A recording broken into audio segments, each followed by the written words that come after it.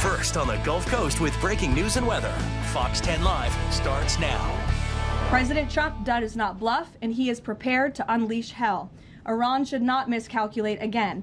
Their last miscalculation cost them their senior leadership, their Navy, their Air Force, and their air defense system. New today, President Trump is trying a dual track of diplomacy and airstrikes to accomplish his goals in Iran. But today, the Iranians rejected his 15-point peace plan and issued their own counteroffer, which reads more like a list of demands, including the removal of American sanctions and full sovereignty over the Strait of Hormuz, which would allow them to control more than 20% of the world's oil. The White House dismissing that response, saying once again the regime has a choice to make: either accept a diplomatic solution or face total military destruction. Just yesterday, President Trump said talks with Iran were going well. But today, apparent diplomatic setback prompted Democrats on Capitol Hill to once again criticize his strategy. In the meantime, the Pentagon is sending more troops to the region, with experts saying any potential ground operation will likely be focused on the Strait of Hormuz. The Pentagon said today that 290 American service members have been injured since the start of Operation Epic Fury. This is Fox 10 Live on your Wednesday. Thank you for joining us this afternoon. I'm Ashley Mitchell. Let's continue our look at today's trending headlines. We have new police video of a chaotic house party in Texas. Take a look at your screen here. Police say it all started with a party promotion on social media, causing 700 to 800 underage teens and young adults to gather inside a short-term rental. The Salina police chief says they got a call about the party, but had no idea just how big it was until officers got there and found hundreds of people in and around the house. Shortly after, officers heard several gunshots. Police believed 4 of the shots were fired at the home. 2 other shots were fired at nearby Collin College, where police say many of the partygoers parked. There are no reports of injuries as of this afternoon, but police say officers found lots of damage inside the house, as well as blood-stained sheets and towels. It's a spring break party. It grew out of control, and now we have a deadly conduct situation. We have shots being fired. We have people fighting. We have people fleeing across streets. Police say 1 minor was arrested for DUI, and a second person with an active aggravated assault warrant out of Dallas was also arrested at the same party. The rental owner says the renters lied to him and said only 7 people would be inside the home. In the meantime, a Los Angeles jury has found Meta and Google liable in a closely watched trial, accusing social media platforms of designing their products to get young users addicted. The jury awarded the plaintiff $3 million in damages. Meta was ordered to pay 70% of the awarded damages, and Google, which owns YouTube, is responsible for the rest. A Meta spokesperson says it respectfully disagrees with the verdict and is evaluating its own legal options. The case centered on a now 20-year-old California woman who said social media platforms encouraged addictive use when she was young and contributed to depression and suicidal thoughts. Her lawsuit alleged that companies behind several major platforms designed their products in such a way that encouraged compulsive use among young people. And locally, the ECSO SWAT unit arresting this man on your screen, 34-year-old Savayon Daquan Richardson, this morning. ECSO SWAT took him into custody near Pace Boulevard and Belmont Street after a short standoff. Investigators tell us Richardson had outstanding warrants, including aggravated battery, firing a weapon, and possession of a weapon by a convicted felon. He also has 7 prior felony convictions and is now facing additional charges tied to the items found on him during today's arrest. He was booked into the Escambia County Jail around 8:30 this morning, and Richardson remains behind bars this afternoon. He is set to be in court next month. Be sure to stay with us for more updates on air and online at fox10tv.com. For the slew of other local stories we are working on, let's hear now from Steve Alexander. This is Steve Alexander on the assignment desk. Some of the stories we're following today. Aaliyah says a traffic accident on Irvington Biola Battery Highway killed a local woman, also injured 3 other people, including a 4-year-old and 7-year-old. We'll have details. Also, new developments on several stories that we've been following this week. Two state legislators are holding a news conference today about that proposed solar farm in Stockton. Is there local oversight? Hal Shurik is covering that. Walton County Sheriff's Office also holding a news conference today with the latest information on that stabbing at a middle school yesterday. 3 people stabbed, 2 students included in that number. What charges, though, will the suspect face? And the Mobile Airport Authority is meeting today to announce a new acting executive director. The current director is stepping down, and if you might remember, the chairman of the board of directors is former Mayor Sandy Stimpson. At 3:05, now time for a look at your forecast. Finally, the sun is out here in Mobile. Mobile was one of the last places to get the sun out today.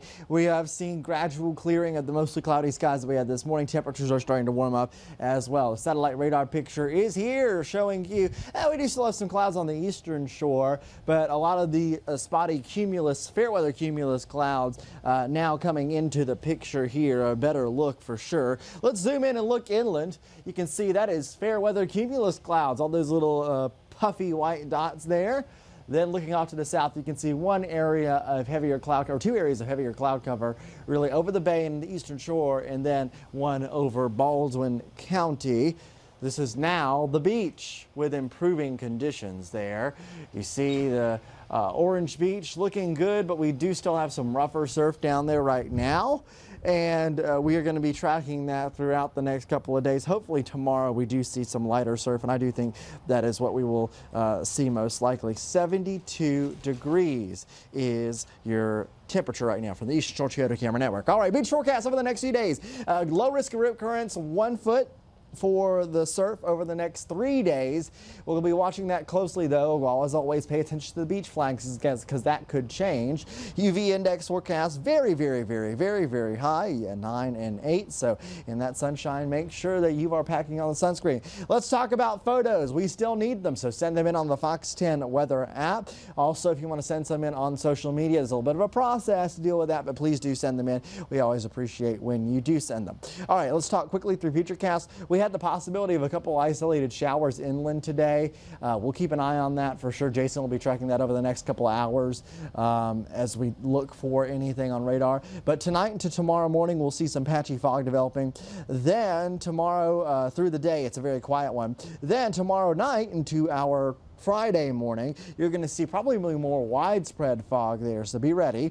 And then fog clears, and it's a very, very nice Friday on the Gulf Coast. Notice Friday into Saturday, the wind direction changes here. That is a cooler air that's going to be moving in for the weekend. Weekend forecast is slightly cooler, I guess, with temperatures there in the 70s. All right, and we are back outside today, Nick. Another beautiful day. I feel like we've been saying that all week long, but it's true. It took some time for the clouds to go away. I actually sat out here for quite a while earlier and just did all my stuff out here. Super nice. Just, it did take a second for those clouds to go away, but now I see blue sky. Yeah. Great place to relax and enjoy today's weather for sure. Many of you out and about and enjoying the stunning weather that we've been having lately. Let's take a look at some pictures for your story today, starting strong with this one from Miss Patty. This is her backyard sunset at Lake Havasu. Did I say that correctly? Maybe Phoenix. Oh, that explains a lot. I said I've never heard of this lake before. Again, we have another, well, we don't have another station, but there is a Fox 10 station in Phoenix. So people confuse the two. Yeah, occasionally we get those photos there. But a great photo there for sure. Love the sunset colors. I mean, I love the sunset colors. Yeah, they're beautiful. Definitely frame that one for sure. Okay, Stacy has a big question for you, Nick. She says, hey, weather team, what kind of clouds are these? They are interesting. You've been itching to answer this one. Yeah, so these are, first of all, they're upper level clouds. So they're about at the level that jets fly, like at max altitude that airliners fly. We're dealing with cirrus clouds there, but also that patch in the middle that gets a little textured. Those are pretty large cirrocumulus clouds. Like typically cirrocumulus will be really, really tiny, but maybe it's possible that those might be a little lower than upper level clouds and mid level clouds, and that way you could call them alto cumulus. Either way, mid and upper level clouds, thin ice crystal based clouds. If you look around the sun, There you see what it does with the light of the sun. It's really interesting. And if that were a wide enough shot, you might even see the hint of a halo around the sun, because those ice crystals really do a good job to bend the light to create halos like that. So a great photo. I love those kinds of clouds. What did you say these were again? Cirrus, what did I say? Altocumulus, cirrocumulus. Listen, I'm just adding more cloud vocabulary to my list here, thanks to Nicholas Herboso. All right, thank you for sending that one in. This right here is Lucy, sent in to us by Shelby and Jackson.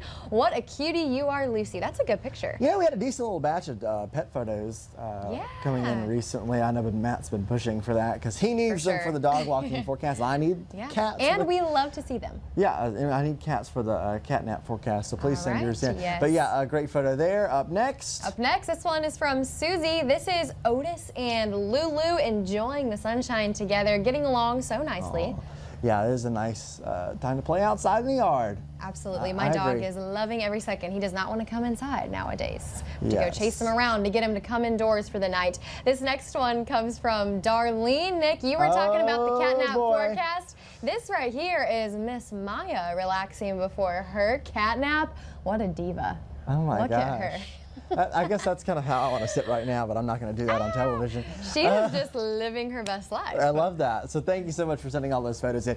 If you want to send your photos in, do send them in on the Fox 10 Weather app. The process is super simple. You go to the app, you press submit your pictures and videos. It pulls up the submission window instantly. All you have to do is put in your name and put in the photo or video. And we had some great video yesterday sent in after the fire that happened down in Gulf Shores. I want to thank all y'all for sending in that video. That was very, very useful.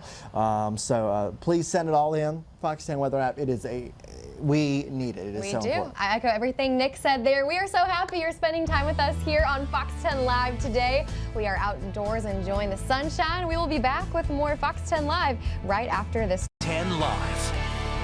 Welcome back into Fox 10 Live on this Wednesday afternoon. The Hannah Montana celebrations just keep continuing, and today is also a really great day to be a Hannah Montana fan. Yeah, so the beloved show lovers will have a chance to walk through Hannah Montana's closet. Airbnb and Disney have partnered up to let fans inside the iconic location. Yeah, how cool is this? Fans will have the chance to step inside the very recognizable closet, surrounded by glittering looks, bold accessories, and unforgettable style moments.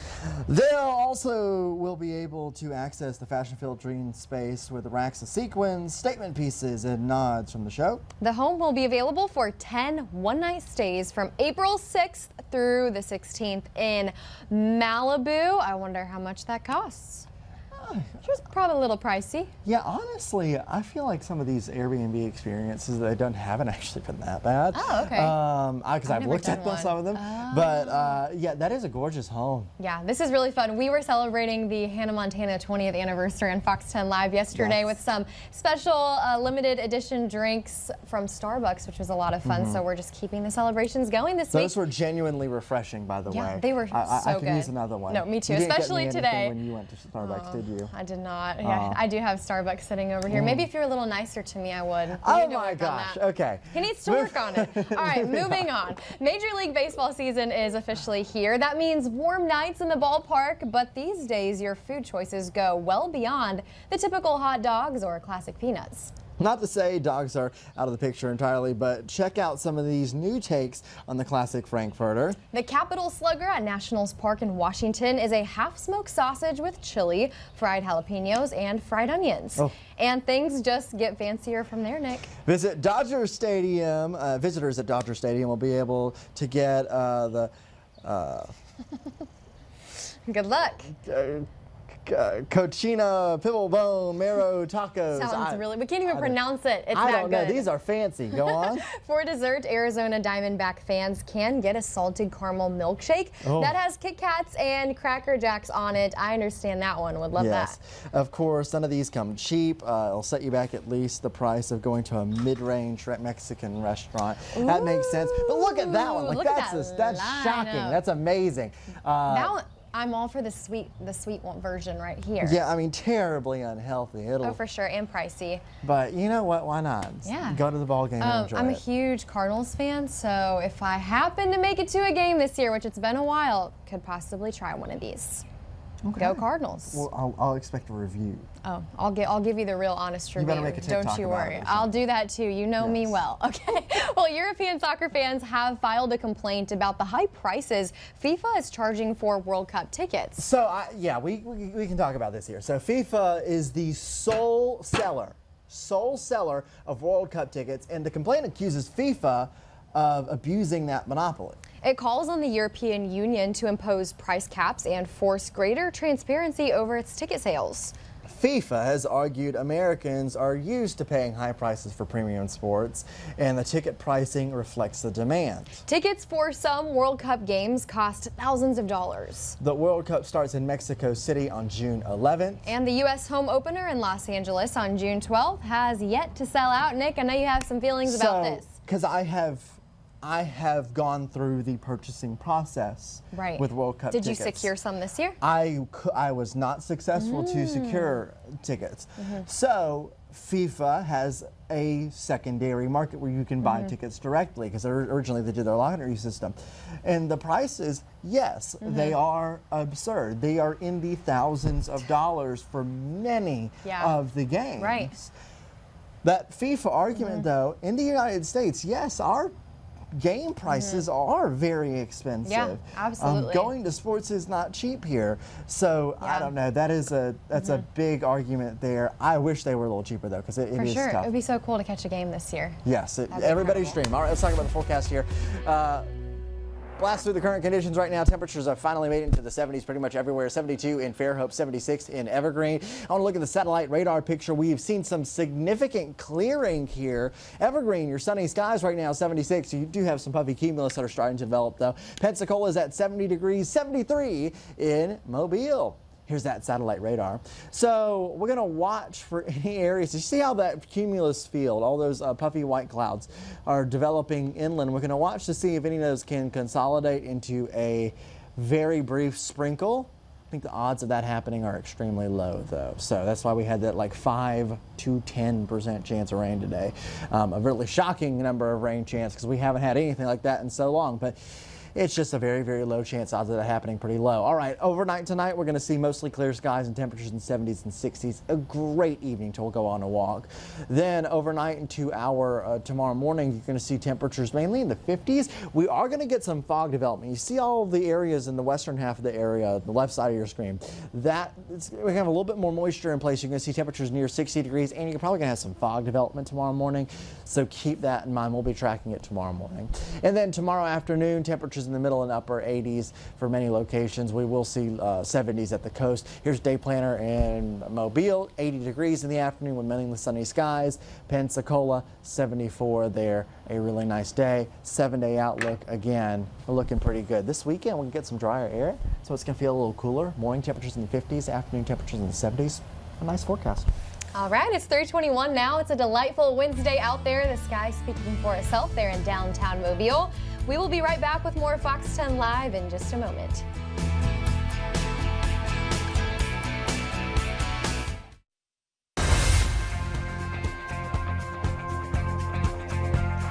It is International Waffle Day. Today's question of the day: what is your favorite waffle?